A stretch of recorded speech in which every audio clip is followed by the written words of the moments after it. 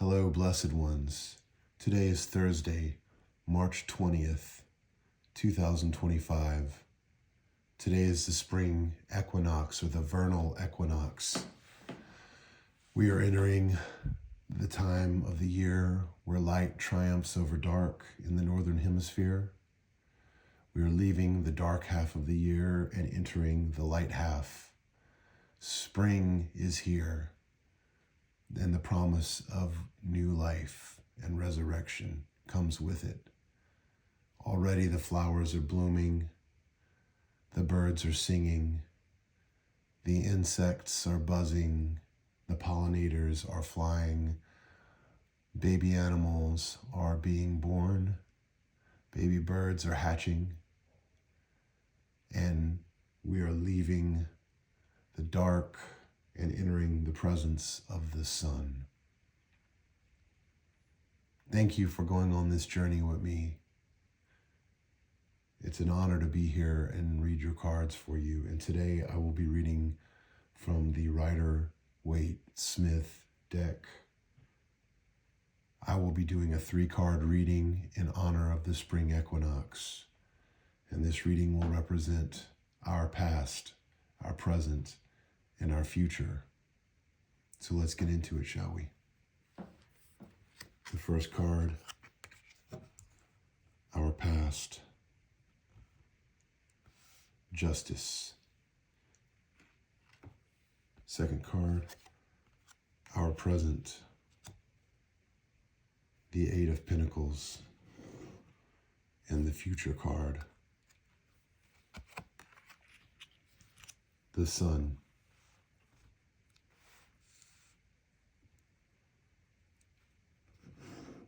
This is our 3-card reading for the spring equinox. Justice is the past. The present is the 8 of Pentacles. The future is the sun, the 19th major arcana. Let's unpack this, shall we? The 11th card, justice, our past. On this card, we see a king on a throne. In his right hand is a sword. In his left hand is a scale.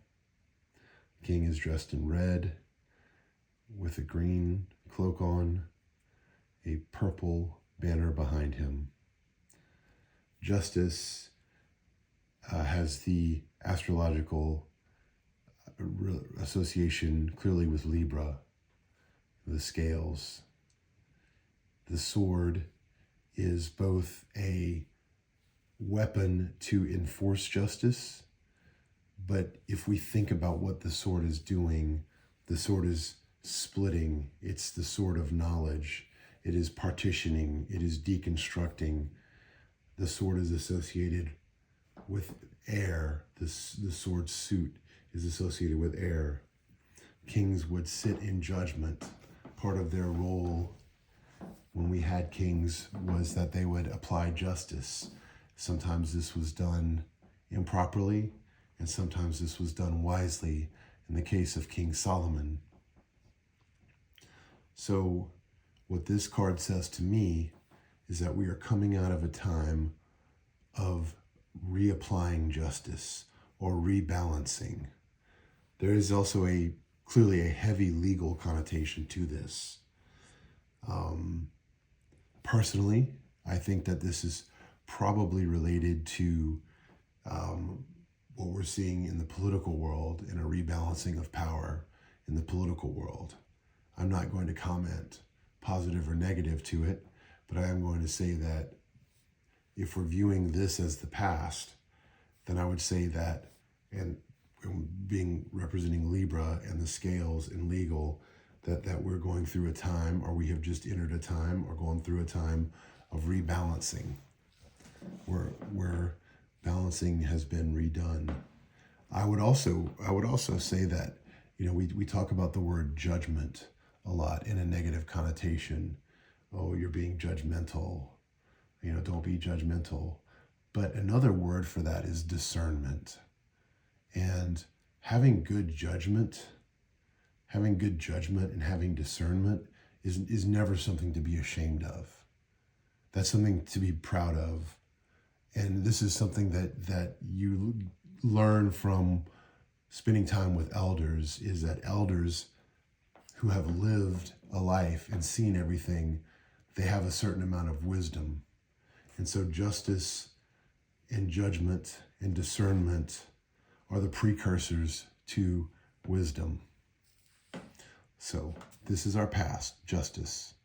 Where we are now, the present, the Eight of Pentacles. And gosh, I love this card. What do you see on this card? You see a craftsman constructing a pentacle. He's a skilled laborer. He's using his hands to create something. There's a brick underneath the pentacle. He's got a hammer and chisel in his hand. Clearly he's also got an apron on.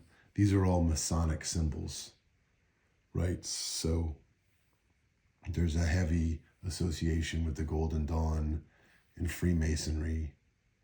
The pentacle is a Masonic symbol. This is a skilled craftsman at work. This Eight of Pentacles is called the Lord of Prudence, the Sun in Virgo, and that, if you look at the next card, kind of interesting. Sun in Virgo, setting up the stage. Who else is this? Who else was the Sun in Virgo? I wonder, who else could this card be about? Who was the Sun in Virgo? Who was the Son of Man, born to the Virgin?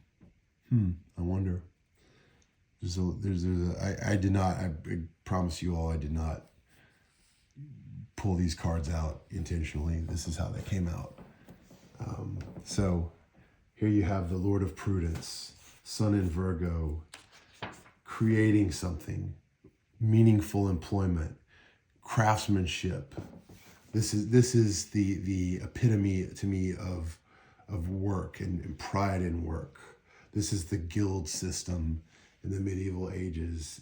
This is the root of Western liberalism with a capital L, where these ideals of equality and the rights of man and the ode to joy come from, right? This is such a powerful card, and I'm not just saying that because I love the Pentacles in general, and I think that we often put down the material world, but you know what, we live in the material world, and in a lot of ways, when the material world is not right, everything above it is harder for it to be right. It's very hard to maintain a good spiritual life when you're starving. You know, so this is a call to us right now to do the work. Do the work with your hands. Don't be afraid of work. Don't be afraid of that.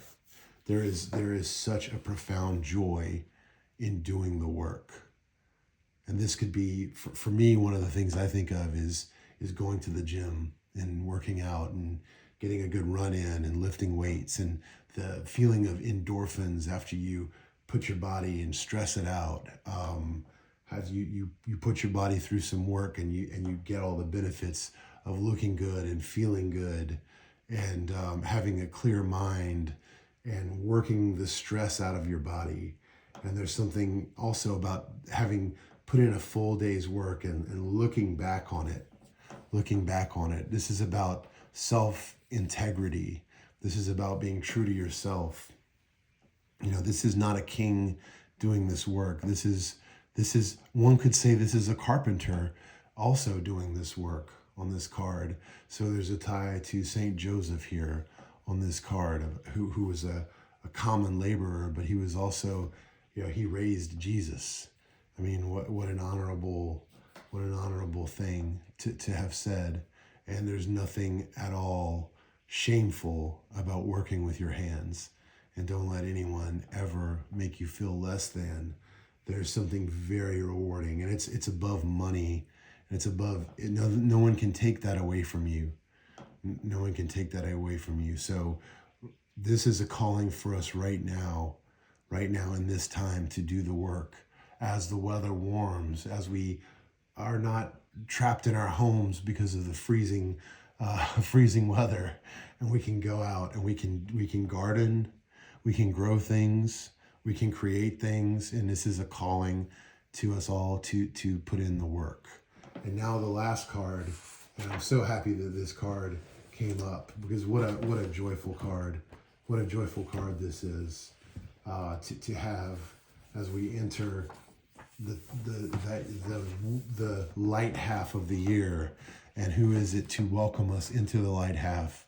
But it is the Son himself, the Sol Invictus, the source of all life on earth. It is Ra in his power. It is Ra rising.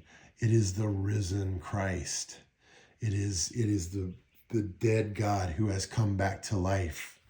On it, we see the divine child riding a white horse, conquering death. This is a card of death has been conquered. Okay, this is a card of pure joy to me. And in the back, we see the sunflowers, and we see the maximum expression of solar power, of the masculine, solar, all that is good of the masculine reflected in this card. And of course, the astrological association and the Rider-Waite to this card is the sun itself, the Hebrew letter Resh. If you've read Aleister Crowley, there is a practice called Resh, where you salute the sun every day at 4 different times of the day. And it is a valuable practice to put you in proper place in your context on the globe in relation to the heavenly bodies. Where are you in relation to the sun? Well, here's the time at the equinox to be aware of that. Be aware of how the sun affects you. Look at the shoots coming out of the ground right now in wonder, as if it's the first time you've seen it. And the flowers blooming, and the flowers blossoming, and the birds singing.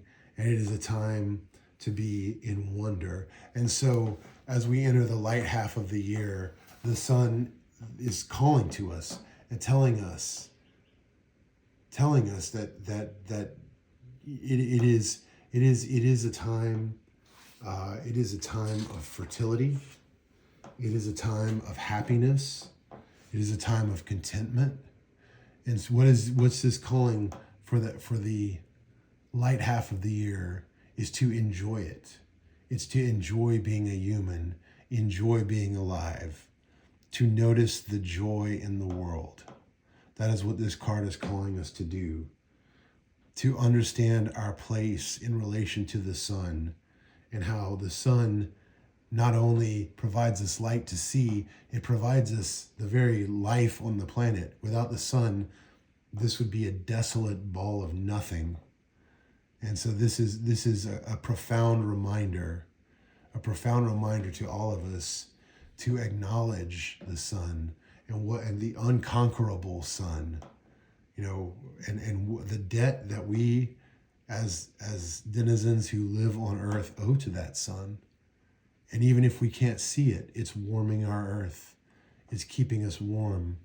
Even as beautiful as the moon is, the full moon at night, all you witches who love the full moon, as beautiful as that moon is, it is only a reflection of the sun. The light of the moon is only a reflection of the sun. And so, what else is coming up? We're about to enter Easter, and what does Easter represent? Easter represents victory over death. It is victory over death. We don't celebrate the crucifixion, we celebrate the resurrection. The resurrection of Jesus it's a repetition of an older story of Osiris, or Mithra, or who else might think? Dionysus, the Dionysian being ripped apart and coming back together. And maybe this is a victory over an internal death, or a metaphorical death, or maybe this is a victory over an actual death.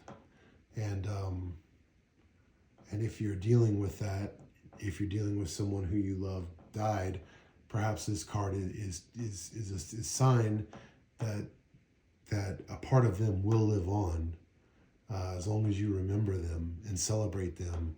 And I think about my own grandfather who passed away many, many years ago, and the profound influence he had on my life, and how I still, to this day, think about him very regularly, and think about and the lessons he taught me, and those that I can pass on to my own children, and how that line is not severed, and how I'm just one part of a very, very long line of humanity stretching back into the mists of history.